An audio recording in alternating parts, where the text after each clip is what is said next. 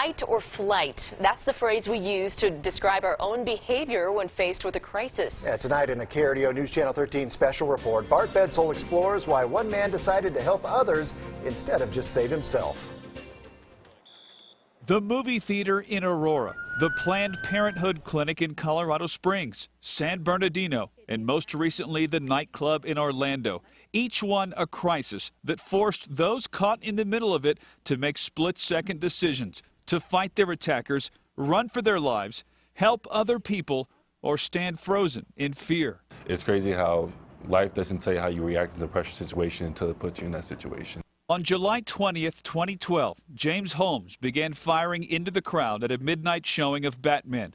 Jarrell Brooks, 18 at the time, was sitting a few rows from the top and initially turned toward the exit, but then stopped after seeing a woman and two kids frozen in their seats. She turned around, looked at me, and I remember this more than anything else, she said, "It's just me and my two kids," and at that point I wasn't really thinking. We're not wired up to make complex decisions rapidly. Instead, Colorado College psychology professor Dr. Lori Driscoll says our gut instinct takes over. When we are frightened by a traumatic event, by a catastrophe, what our body does is automatic. Jarrell's automatic response was to selflessly help the family out of the theater, even though it meant taking a bullet in the leg himself. We asked him why he thought he stopped to save them. It's hard to say because when it was happening, it seemed like so much was going on at one point.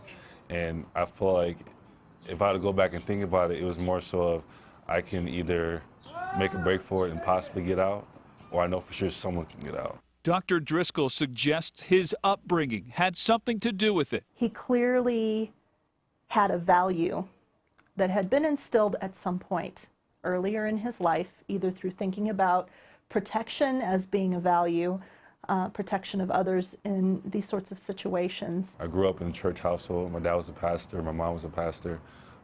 Just having those values of, having that selfless mentality to look after others as you would look after yourself. But Driscoll says values are just one tool the body can use to make a split-second decision. Prior experiences can also play a role, so can practicing an imaginary crisis and teaching your brain how to respond. The difference that you see between people who act and people who don't act is in large part due to the fact that they've thought about the situation before or they've been trained.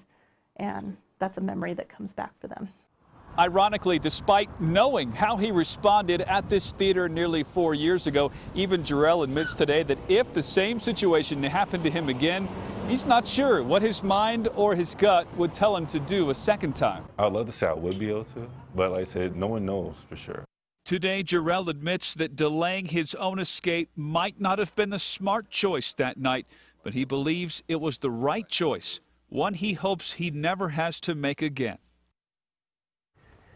That was Bart Bedsole reporting. By the way, we have a poll asking what you think you would do in the event of a mass shooting. And right now, a majority of you say you'd try to stop the shooter. You wouldn't run away.